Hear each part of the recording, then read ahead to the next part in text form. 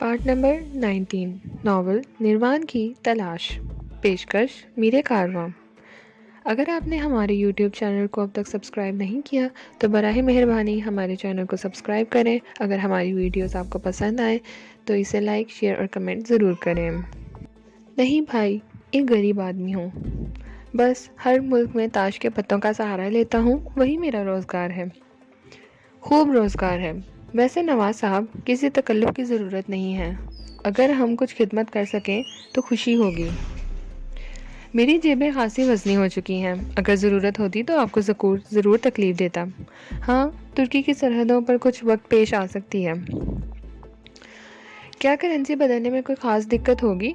मेरा मतलब है इतनी कि तुर्की में दाखिल होकर कुछ वक्त गुजार सकूं। आप बिल्कुल फ़िक्र मत करें मिस्टर नवाज़।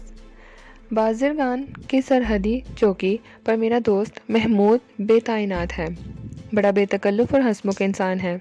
मैं आपको तारुफ़ी ख़त दे दूँगा, वो आपकी हर मुमकिन मदद करेगा। एहसानी ने कहा। ये आपका सबसे बड़ा एहसान होगा, मैंने कहा। फिर हम होटल से निकल आए। गैरेज जाकर मैंने लैंड रोवर की ट्राई ली। रकम अदा की। गैराज के मालिक ने ज़रूरी कागजात तैयार कर लिए थे। चनाचा लैंड रोवर मेरे कब्ज़े में आ गई और हम उसे होटल तक ले आए। 12 बजे मैंने इन दोनों से मौज़त की और दूसरे दिन की मुलाकात का प्रोग्राम बना लिया और फिर मैं दरख्शाना का इंतज़ार करने लगा। ठीक 2 बजे दरख्शाना पहुंच गई। वो जल्दी में थी। मैं ज़्यादा देर ना रुकूंगी, कल उसने रवानगी का प्रोग्राम बना लिया है। मुझे बताओ अब मैं क्या करूं? अगर तुम अचानक गायब हो जाओ दरख्शाना, तो क्या वो तुम्हें तलाश करने के लिए रुक जाएगा?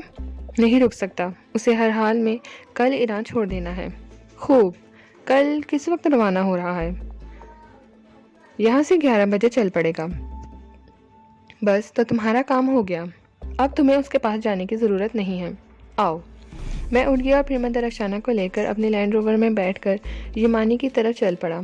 इत्तफाक से यमानी मौजूद था। लैंड रोवर को देखकर उसने हैरत का इजहार किया। मैंने ख़रीद ली है। इनसे मिलो, ये दरख्शाना है। और दरख्शाना, यमानी तुम्हारी मदद करेंगे। ये इमारत तुम्हारी नई रिहाइश का है। मेरी तरफ से ये रकम कबूल करो। जिस वक्त और जिस चीज़ की ज़रूरत हो यमानी से बेझिझक कह देना। मैंने काफ़ी मोटी रकम दरख्शाना के सामने डालते हुए कहा। दरख्शाना की आंखों में ममनूनियत के आंसू झलक आए थे। आप बेफिक्र रहें खातून दरख्शाना। यूँ महसूस करें कि आप अपने अहले खाना के साथ हैं। यहाँ आपको कोई तकलीफ़ नहीं होगी। मिस्टर नवाज़ ने मुझे आपके बारे में हिदायत दे दी हैं। बेफिक्री से यहाँ रहें। मैं आपके लिए आपकी पसंद की मुलाजमत मुहैया कर दूँगा। आप बाइज़्ज़त ज़िंदगी गुजार सकेंगी। मैं तुम्हारी शुक्रगुजार हूँ नवाज़, दरख्शाना ने सिसकते हुए कहा और मैंने उसे समझा बुझाकर अंदर पहुँचा दिया। फिर मैं यमानी के कर लेकर एक कमरे में आ गया। सिलेंडर तैयार है यमानी? मैंने पूछा। पूरा काम मुकम्मल है। इस लैंड रोवर में एहतियात से फिट करा दो। रातों रात ये काम मुकम्मल हो जाना चाहिए। मैं कल रवाना हो रहा हूँ। ओह, कल किस वक्त? यमानी ने चौंक कर पूछा। लैंड रोवर सुबह 7 बजे होटल पहुँच जानी चाहिए। बस तुम सिलेंडर एहतियात से फिट कराना, उनमें कोई कोताही न रह जाए। बिल्कुल बेफिक्र नहीं मिस्टर नवाज़, हर काम आपकी मर्ज़ी के मुताबिक होगा। यमानी ने मुस्तादी से जवाब दिया। शुक्रिया, बाकी किसी किस्म की फ़िक्र मत करो। और हाँ, कुछ रकम की ज़रूरत है? जितनी ज़रूरत हो, यमानी ने कहा।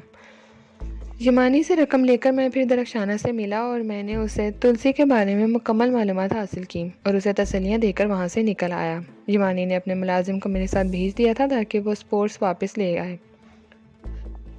होटल पहुंचकर मैंने स्पोर्ट की चाबी मुलाजिम को दी और फिर पूरे इत्मीनान के साथ एहसानी को फ़ोन करने लगा। दूसरी तरफ से एहसानी ने ही फ़ोन रिसीव किया था। मैं नवाज़ बोल रहा हूँ। ओह नवाज़ साहब, खैरियत? नहीं, फ़ौरन जाओ। ओहो, मैं हाजिर हो रहा हूँ। एहसानी ने बदहवासी से कहा। न जाने उसके मकान से यहाँ तक का फासला कितना था। बहरहाल मैंने उसके पास पहुँचने में सिर्फ 12 मिनट खर्च किए थे और फिर वो बदहवास सा मेरे कमरे में दाखिल हो गया। क्या बात है मिस्टर नवाज़? उसने पूछा। कल हम यहाँ से चल रहे हैं। हमें तवील सफ़र करना होगा। हमें यहाँ से कहाँ जाना होगा मिस्टर नवाज़? میرا خیال ہے تبریز تک ہم منشیات کے اسمگلروں کا اندازہ لگا لیں گے. ممکن ہے تبریز ہی میں ان پر ہاتھ ڈال دیا جائے، ورنہ پھر بازرگان پر تو یقینی ہے. میں نے کہا، ان کی تعداد کے بارے میں کوئی اندازہ ہے مسٹر نواز؟ صحیح نہیں، لیکن 2 یا زیادہ سے زیادہ 3، بس یہ آخری تعداد ہے. ہمیں کتنے آدمیوں کو ساتھ لے جانا ہوگا؟ احسانی نے پوچھا. اسلحہ ضرور ہونا چاہیے، آدمیوں کی ضرورت نہیں ہے. براہ کرم اس سلسلے میں کوئی اشارہ تو دیں. آپ کی معلومات کا ذریعہ کیا ہے؟ ممکن ہے ہم مشکلات سے دوچار ہو جائیں. احسانی نے کہا. مسٹر احسانی، تمام مشکلات کی ذمہ داری میں قبول کرتا ہوں. کچھ معاملات میرے ذہن میں صاف نہیں ہیں جن کی تصدیق کے لیے میں آپ کو تکلیف دے رہا ہوں. اگر معاملہ صاف ہوتا تو میں ذرا بھی وقت اور دقت محسوس نہ کرتا. خیر، کوئی حرج نہیں ہے. ہمیں آپ پر اعتماد ہے. جمشید اعظمی کو تو ساتھ لینا ہے؟ یقینی طور پر. میں نے کہا. ٹھیک ہے، کل ہماری ملاقات کہاں ہوگی؟ کل 10:30 بجے. آپ تیار ہو کر یہاں تشریف لے آئیں. میں آپ کا انتظار کروں گا. اوکے، احسانی نے اٹھتے ہوئے کہا اور پھر وہ مجھ سے مصافحہ کر کے باہر نکل گیا. یہ رات میں نے اپنے کمرے میں ہی گزاری. اب یمانی سے ملاقات بھی مناسب نہیں تھی. دوسرے دن صبح 7 بجے یمانی نے میرے کمرے کے دروازے پر دستک دی. میں 6:30 بجے ہی جاگ گیا تھا. یمانی نے اطلاع دی کہ گاڑی پہنچا دی گئی ہے، تمام کام بالکل درست ہیں. اجازت دیں مسٹر یمانی، آپ کی دعائیں درکار رہیں گی. میری نیک خواہشات آپ کے ساتھ ہیں مسٹر نواز. یمانی نے گرم جوشی سے مجھ سے مصافحہ کرتے ہوئے کہا. ہاں، آپ وہاں جا کر انقرہ میں گیس اسٹور کی معرفت اپنی مکمل رپورٹ دیں. بہت بہتر. میں نے گردن ہلا دی. کیا آپ کو کسی کا انتظار ہے؟ یمانی نے میری شکل غور سے دیکھتے ہوئے پوچھا. ہاں. پوچھ سکتا ہوں کس کا؟ فی الحال صرف 2 نام لوں گا، ایکسائز آفیسر مسٹر احسانی اور جمشید اعظمی کا. یہ دونوں حضرات میرے ساتھ اسی گاڑی میں سفر کریں گے. میرا مطلب ہے میری لینڈ روور میں، جسے خریدنے میں انہوں نے میری مدد کی ہے. میں نے مسکراتے ہوئے کہا اور یمانی کا منہ حیرت سے پھیل گیا. کیا مطلب؟ کیا مطلب؟ یعنی یہ دونوں حضرات؟ اس نے بدحواسی میں کہا. ہاں، یہ دونوں حضرات نہ صرف مجھے ایران کی سرحد پار کرائیں گے بلکہ ارض روم کی سرحد سے میرے نکلنے کا بندوبست بھی کریں گے. بس اس سے آگے کچھ نہ بتا سکوں گا مسٹر یمانی. خدا حافظ. یمانی پاگلوں کی طرح میری شکل دیکھتا رہا. پھر اس نے گہری سانس لے کر شانے ہلایا اور دروازے کی طرف بڑھتے ہوئے بولا. اب تو آپ کی رپورٹ کا بے چینی سے انتظار رہے گا. خدا حافظ. میں نے ہاتھ ہلایا اور محبوط الحواسوں سے اس انداز میں باہر نکل گیا. یمانی کے چلے جانے کے بعد میں نے ایک گہری سانس لی اور میرے ہونٹوں پر مسکراہٹ پھیل گئی. اس کے لیے یہ بات واقعی حیرت انگیز ہوگی کہ میں اپنے ساتھ 2 کسٹم حکام کو لے جا رہا ہوں، جبکہ منشیات کے اسمگلر تو ان کے سائے سے بھی بچنے کی کوشش کرتے ہیں. اس کے علاوہ جس انداز میں نے کوکین سلنڈر میں بھروائی تھی وہ ایک عام اور گھٹیا طریقہ تھا جسے اب اسمگلروں نے نظر انداز کر دیا تھا، کیونکہ کسٹم کے معمولی سپاہی بھی اب اس سے واقف ہو گئے تھے. لیکن میں نے اسی سے فائدہ اٹھایا تھا اور یہاں آپ میری ذہانت کو داد دیے بغیر نہ رہ سکیں گے. جس بات کو انہوں نے نظر انداز کر دیا تھا وہی میں نے کی تھی، تاکہ وہ اس طرف متوجہ نہ ہوں. اور پھر بیچارے ایرانی افسر میرے اوپر بھروسہ کرتے تھے کیونکہ میں ان کے خیال میں ایک نیک فطرت انسان تھا. میں نے منشیات کے ایک بہت بڑے گروہ کا قلع کما کر دیا تھا اور اب میں دوبارہ یعنی جاتے جاتے بھی ان کی مدد کر رہا تھا. چنانچہ وہ میرے اوپر شک نہیں کر سکتے تھے. ٹھیک 10 بجے جمشید اعظمی اور احسانی میرے پاس پہنچ کے وہ سادہ لباس میں تھے اور ان کے لباس میں اسلحہ چھپا ہوا تھا. دونوں بے حد سمارٹ نظر آ رہے تھے. احتیاطاً 4 افراد کو ساتھ لے لیا گیا ہے، لیکن وہ ایک دوسری گاڑی میں سفر کریں گے. حلیہ ہپوں کا سا ہے اور گاڑی ایرانی ہے. ان پر کوئی شک بھی نہیں کر سکے گا، لیکن وہ پوری طرح مسلح ہیں اور ہمارے احکامات کی تعمیل کے لیے چوکس. جمشید اعظمی نے بتایا. ٹھیک ہے، حفظ ما تقدم کے تحت مناسب ہے، جبکہ میری اطلاع کے مطابق شاید اس کی ضرورت پیش نہیں آئے گی. بہر صورت آپ کو ارض روم کے حوالے کر کے ہم اسی گاڑی سے واپس آ جائیں گے. احسانی نے مسکراتے ہوئے کہا اور میں نے گردن ہلا دی. پھر میں نے بھی تیاریاں مکمل کی اور تقریباً 10:30 بجے ہم ہوٹل سے باہر نکل آئے. درخشانہ نے بتایا تھا کہ ہر حالت میں ٹھیک 11 بجے تلسی ہوٹل چھوڑ دے گا. چنانچہ میں ہوٹل آریانا کی طرف چل پڑا. ڈرائیونگ میں ہی کر رہا تھا اور میری رفتار سست تھی. مجھے بہت ہوشیاری سے کام کرنا تھا. بڑی خطرناک سچویشن تھی. ایک طرف تلسی پر نگاہ رکھنی تھی تو دوسری طرف ان دونوں کو بھی مطمئن کرنا تھا. پروگرام یہ تھا کہ بازرگان سے پہلے ان لوگوں کو تلسی کی نشاندہی نہیں کروں گا تاکہ سرحد والے بھی اس کی گرفتاری میں الجھے رہیں اور میری طرف توجہ نہ دیں. کیونکہ میں تو اسمگلروں کو گرفتار کرانے والوں میں شامل ہوں گا۔ درخشانہ نے تلسی کا حلیہ اور اس کی کار وغیرہ کی مکمل نشاندہی کر دی تھی، اور یہ دلچسپ اتفاق ہی تھا کہ جب میں آریانہ سے نصف فرلانگ کے فاصلے پر تھا تو آریانہ کے کمپاؤنڈر میں گہرے عنابی رنگ کی پرانی کار باہر نکلی۔ وہی نمبر تھا جو درخشانہ نے بتایا تھا، اور ڈرائیونگ کرنے والے کا حلیہ بھی وہی تھا، البتہ اس کے ساتھ ایک اور شخص بھی بیٹھا ہوا تھا۔ یہ ایک پگڑی اور داڑھی والا سکھ تھا۔ میں نے ان لوگوں کی طرف توجہ نہیں دی تاکہ جمشید اور احسانی اس طرف متوجہ نہ ہوں، اور پھر ایک مخصوص فاصلے سے ہم عنابی کار کے تعاقب میں چل پڑے۔ ہمارے پیچھے کسٹم کے دوسرے افراد کی کار تھی جو مناسب رفتار سے آ رہی تھی۔ احسانی اور جمشید خاموش تھے، وہ کوئی انکشافات کر رہے تھے، لیکن ابھی تو اس کے لیے بہت وقت پڑا تھا، تاہم اخلاقی طور پر وہ جلد بازی کا مظاہرہ نہیں کر سکتے تھے۔ بڑی گہری سوچ میں ہیں آپ حضرات، میں نے مسکراتے ہوئے کہا۔ نہیں، ہم آپ کے بارے میں سوچ رہے ہیں۔ او، میں ایک سادہ سا انسان ہوں، میرے بارے میں کوئی گہری سوچ بے معنی ہے، میں نے ایک ہلکا سا کہکا لگاتے ہوئے کہا۔ نہیں، ہمارے لیے تو آپ ایک اہم شخصیت ہیں، کیونکہ آپ کے تعاون سے ہمارے لیے ترکی کی سفارش آ گئی ہے۔ افسوس صرف یہ ہے کہ ہم اپنی ترقی کی خوشی میں دوستوں کو مدعو کریں گے تو آپ ان میں شریک نہیں ہوں گے۔ آپ خلوص دل سے مجھے یاد کریں، میرے لیے یہی کافی ہوگا۔ ویسے اس لڑکی کے سلسلے میں کیا ہوا؟ وہ ہندو لڑکی؟ ہاں، ابھی مقدمے کی تیاریاں ہو رہی ہیں۔ انڈیا گورنمنٹ نے ان اسمگلروں کی حمایت سے انکار کر دیا ہے، اور انڈین سفارت خانے نے ہمیں اپنے طور پر انہیں سزائیں دینے کا اختیار دے دیا ہے۔ ممکن ہے اسے سلطانی گواہ بنا لیا جائے، کیونکہ وہ ٹھاکر کے گروہ کی ایک معمولی لڑکی ہے، اور اگر یہ نہ ہوا تو بھی اسے شاید سزائے موت نہ دی جائے، کچھ سزا دی جائے گی۔ میں خاموش ہو گیا۔ احسانی نے جمشید کی طرف دیکھا اور دونوں مسکرا دیے۔ میں نے ان کی مسکراہٹ کو محسوس کر لیا تھا۔ کیوں؟ آپ لوگ ہنس رہے ہیں؟ سوری مسٹر نواز، بے تکلفی معاف فرمائیں، ہمیں یاد آ گیا تھا کہ سرحد پر آپ نے اسے اپنی بیوی بنا لیا تھا۔ میں بھی مسکرا دیا، اور اس نے اعتراض بھی نہیں کیا تھا۔ یقیناً وہ کیوں اعتراض کرتی، اس طرح اس کی حفاظت ہوتی تھی۔ لیکن وہ صرف الفاظی بیوی تھی یا عملی بھی؟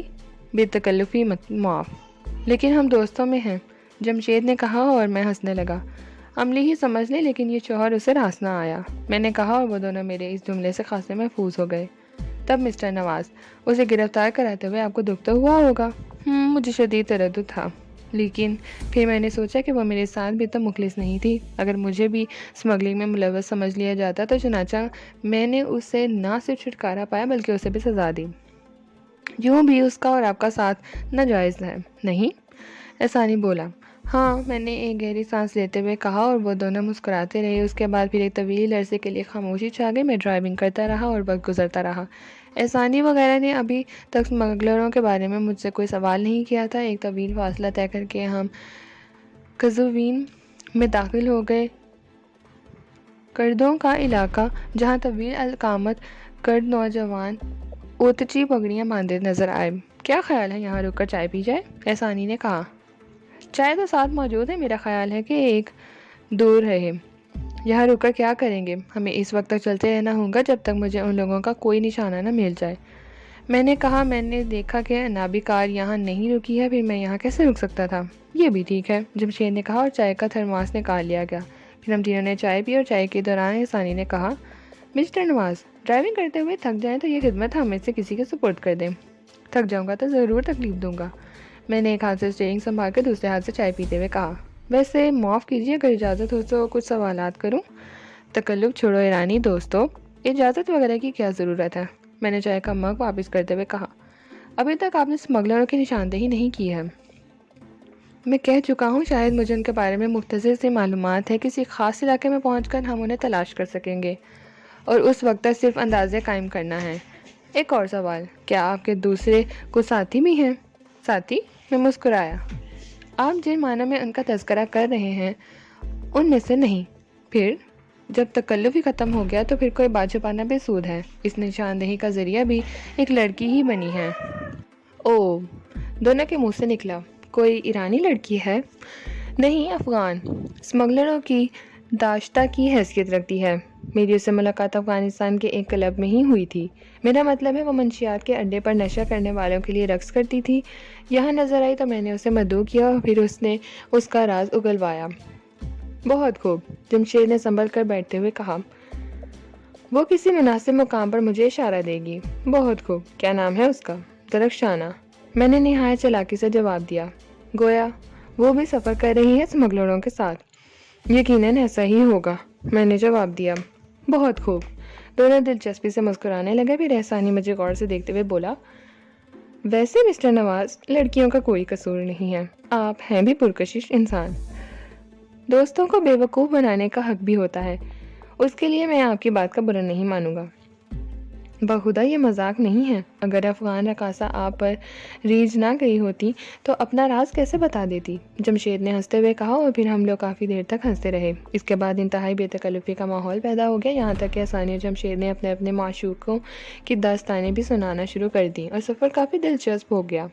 سورج ڈوب چکا تھا جب ہم تبریز پہنچے۔ میرے ذہن میں تردد تھا، ابھی ان لوگوں کو انابی کار کے بارے میں بتا بھی نہیں سکتا تھا، کیونکہ اس سے ان کی نشاندہی مناسب نہ ہوتی، لیکن اسے نگاہوں سے اوجھل نہیں ہونے دے سکتا تھا۔ سست رفتاری سے ہم تبریز میں داخل ہوئے۔ آذربائیجان کا صدر مقام تبریز تہران کے بعد ایران کا سب سے بڑا شہر ہے۔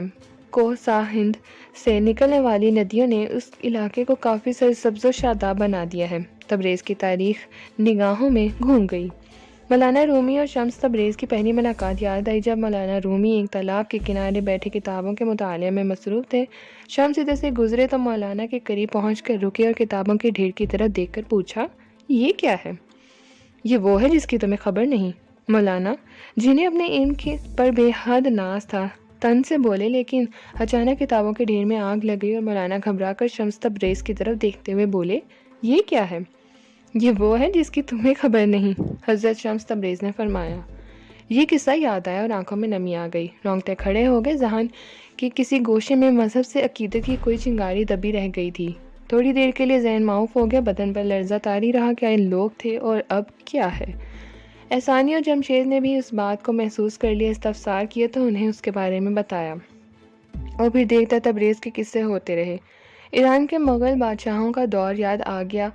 ارغن خان کی درخواست پر جب خان اعظم نے ایک مغل شہزادی مارکو پولو کی حفاظت میں چین سے ایران روانہ کی تو پولو اسے لے کر تبریز ہی آیا تھا، لیکن جب وہ وہاں پہنچا تو ارغن خان فوت ہو چکا تھا، چنانچہ چینی شہزادی اس کے بیٹے کازان خان کے قبضے میں آ گئی۔ احسانی جمشید تبریز کے قصے سناتے رہے۔ انابی کار نے تبریز کے آخری علاقے کے ایک گھٹیا سے ہوٹل کے سامنے قیام کیا، اس سے کافی فاصلے پر ہم نے بھی روک دی کار۔ میرا خیال ہے کہ اب کل صبح ہی سفر کیا جائے۔ ہاں، اگر اس دوران مجھے کوئی پیغام مل جائے تو دوسری بات ہے، میں نے کہا۔ ٹھیک ہے، میں بھی یہی کہنے والا تھا کہ رات میں سفر مناسب نہیں رہے گا، احسانی نے کہا۔ کیا رات کار میں ہی گزاری جائے گی؟ جمشید نے پوچھا۔ میرا خیال ہے یہی مناسب ہے، وہ میری کار پہچانتی ہے، ممکن ہے رات کے کسی حصے میں آنے کی کوشش کرے، میں نے کہا۔ تب تو ٹھیک ہے، جمشید نے کہا، میں ذرا اپنے ساتھیوں کو ہدایت دے دوں اور کھانے کے لیے بھی کچھ منگوا دوں۔ میں نے گردن ہلا دی اور جمشید اور احسانی اتر کر چلے گئے۔ ان کے جانے کے بعد میں نے گہری سانس لی، طویل ڈرائیونگ کی وجہ سے بڑی تھکن طاری ہو گئی تھی۔ بہرحال ترکی میں داخل ہونے کے بعد آرام کرنا تھا، اس لیے یہ مشقت بری نہیں تھی، اور پھر یہ میرا پہلا کارنامہ تھا۔ اگر اسے بحسن خوبی انجام دے دیا تو غلام سیٹھ کے دل میں میری وقت اور بڑھ جائے گی۔ ویسے غلام سیٹھ نے جو شرائط پیش کی تھی وہ میرے لیے بہت دلکش تھیں، ان میں کم از کم وقت کا تعین تھا۔ اگر زندگی کے 5 سال کامیابی سے گزر گئے تو کیا کہنے، لطف آ جائے گا۔ اس کے بعد کی زندگی پرسکون ہوگی، وطن واپس آنے کا تو منہ ہی نہیں لگتا تھا۔ کس منہ سے اپنی زبان پر جاؤں گا اور اپنی زمین پر جاؤں گا؟ میری شخصیت گناہ کے دلدلوں میں غرق ہے، ان قدموں سے اپنی زمین کو ناپاک نہیں کروں گا۔ زمین کا کیا قصور؟ ہاں، ممکن ہو سکا تو بقیہ زندگی گناہوں کا کفارہ ادا کرنے میں گزاروں گا۔ خوش آئند خیالات نے جکڑ لیا اور اس وقت چونکا جب وہ دونوں واپس آ گئے۔ احسانی کے ہاتھوں میں ایک پیکٹ تھا جس میں گول سیخ کباب اور پراٹھے بندھے ہوئے تھے۔ نہ جانے کیوں یہ کھانا بہت پسند آیا، کافی تھا اس لیے ڈٹ کر کھا لیا۔ پھر جمشید نے کافی تھرماس نکالا اور گرم گرم کافی پی گئی۔ ویسے لینڈ روور بڑی گاڑی تھی، اس لیے اس میں لمبی تارنے کا پروگرام بنا لیا۔ احتیاطاً میں نے ایک ایک فرد کے جاگنے کا انتظار کیا اور انہیں بتا دیا کہ اگر درخشانہ آئے تو مجھے فوراً جگا دیا جائے۔ چنانچہ رات کے ایک پہر میں احسانی جگا، دوسرے میں اور تیسرے میں جمشید، یہاں تک کہ صبح ہو گئی۔ صبح اٹھ کر سب سے پہلے میں نے تلسی کی کار پر نگاہ دوڑائی، وہ موجود تھی۔ میں نے سکون کا سانس لیا اور پھر جلدی جلدی ضروریات سے فارغ ہو گئے۔ یہ اچھا ہی ہوا کیونکہ انابی کار اول وقت میں ہی سٹارٹ ہو کر آگے بڑھ گئی تھی۔ آج اسٹیئرنگ ثانی نے سنبھالا تھا اور اطمینان سے ڈرائیونگ کر رہا تھا۔ تبریز سے نکلتے ہی بلند و بالا پہاڑوں کا سلسلہ شروع ہو گیا۔ سرسبز وادیاں تا حد نظر پھیلی ہوئی تھیں اور ان کے درمیان سفر بہت حسین تھا۔ دن کو 10 بجے ہم مران سے گزرے، پھر 1 بجے ماکو پہنچے۔ بڑا خوشنما قصبہ تھا، پھولوں کا شہر ماکو کو ناقابل تسخیر قلعہ جس نے تیموری افواج کا منہ پھیر دیا تھا۔ ماکو سے نکلتے ہی چڑھائی شروع ہو گئی جو حنابی کار کے لیے دشوار گزار تھی، لیکن لینڈ روور کے مضبوط اور طاقتور انجن نے اس چڑھائی کو چیلنج کر لیا اور اسے اس چیلنج کو پورا کرنے میں کوئی دقت محسوس نہیں ہوئی۔ البتہ خنکی میں اضافہ ہوتا جا رہا تھا، یہاں تک کہ مجھے پوستین پہننا پڑی۔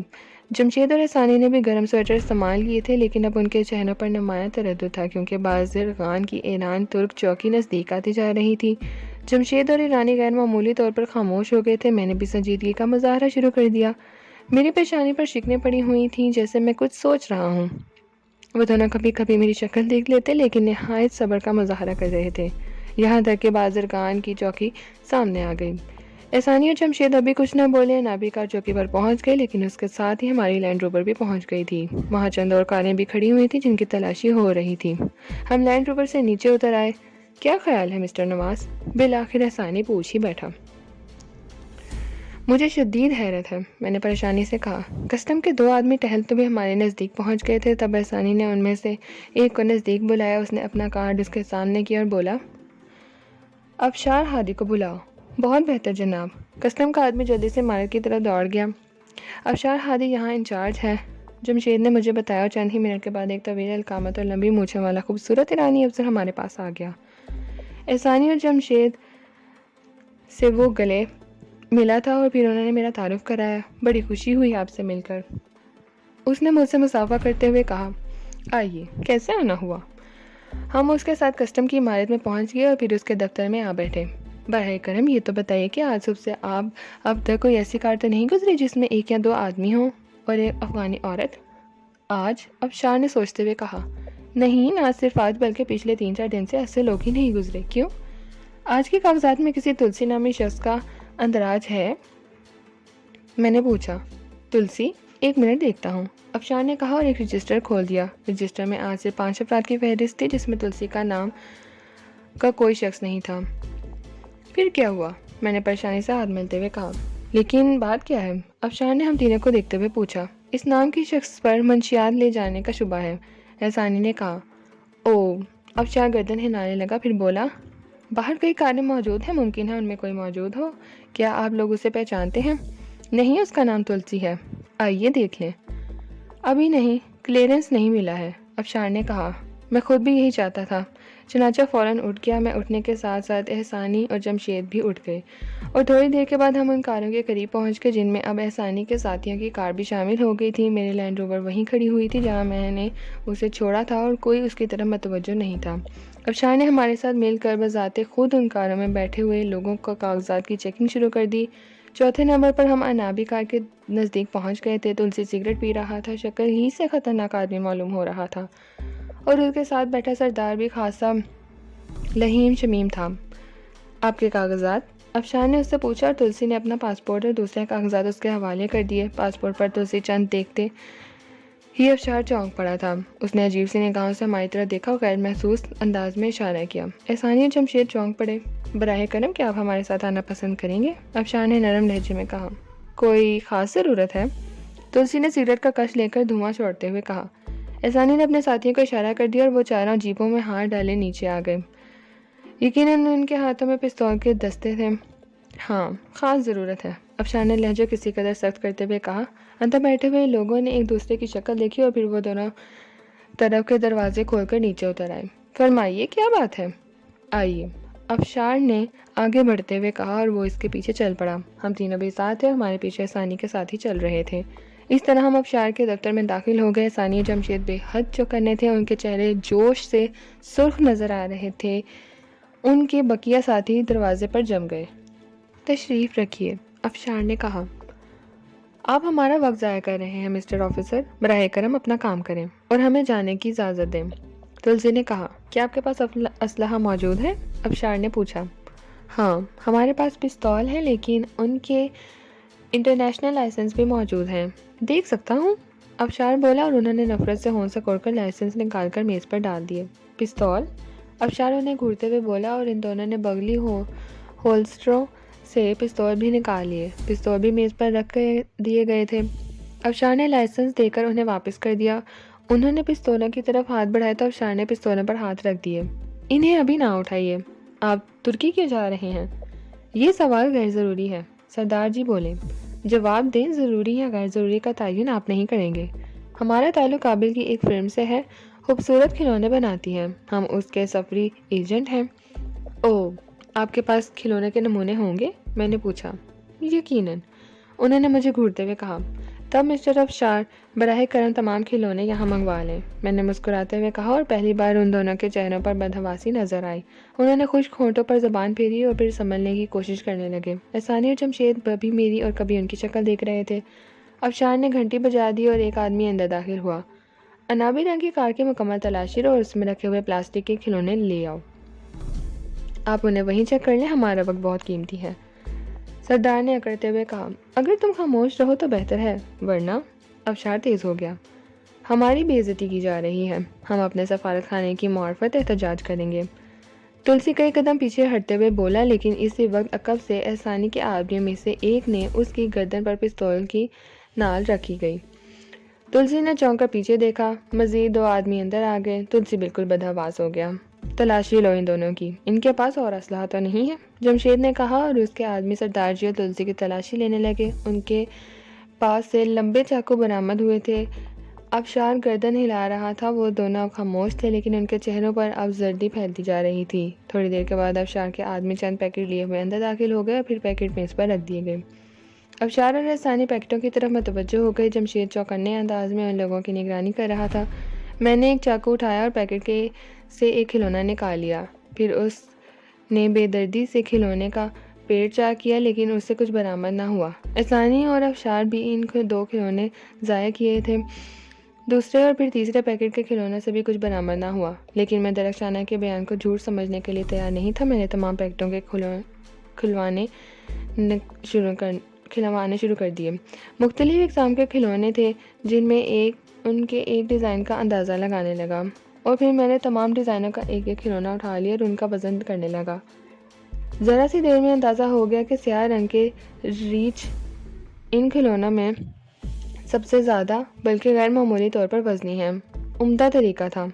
रीछ की खाल मसनूई बालों से बनाई गई थी और इतनी मोटी थी कि चाकू से मुश्किल से कट गई थी। एक नफ्सियाती मसला था। तलाशी लेने वाले उसे भी काटने की कोशिश करते और जब वो ना करता तो वो दूसरा खिलौना उठा लेते, लेकिन असल चीज़ वही रीछ थे, जिनकी तादाद 50 के करीब थी। मैंने रीछ के पेट पर चाकू आजमाया, लेकिन हर काम आसान नहीं था।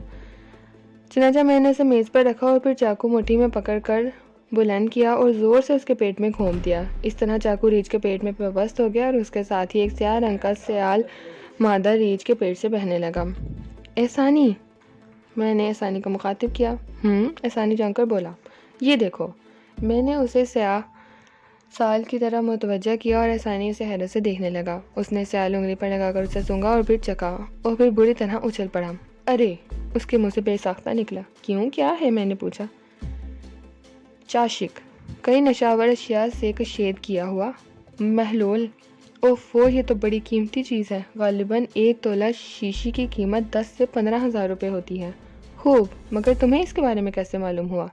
दिलचस्प बात है, चंद रोज़ कबल एक अमेरिकन के पास से भी नन्ही सी शीशी बरामद हुई थी। वो उसके लिए जान देने पर आमादा हो गया था। फिर उसने उसके बारे में बताया था। नशावर अशिया में ये गालिबन सबसे कीमती चीज़ है। माचिस की तीली का एक सिरा इसमें डुबो कर सिगरेट के तंबाकू पर टिपका दो। एक सिगरेट पूरे दिन के लिए काफ़ी है। अमेरिकन हिप्पी ने बताया था कि इस एक शीशी के इवज़ उसने अपनी महबूबा फ़रोख्त कर दी थी, जो 6 साल से उसके साथ ही और जिसकी नीली आंखें अमेरिका की तमाम लड़कियों से ज़्यादा हसीन भी थीं। और फिर वो दहाड़े मार मार कर रो गया। उसने अपना सर फाड़ दिया। चनाचा उसके चंद कतरे हासिल करने के बाद शीशी उसे वापस कर दी गई थी, वरना शायद वो मर ही जाता। तो प्यारे एहसानी, इन रीछों में चाशिक महफूज है। तुलसी और सरदार जी के पाँव पे जान हो गए। उनके चेहरे धुले हुए कपड़े की तरह सफ़ेद हो गए थे। तो प्यारे एहसानी, کیوں؟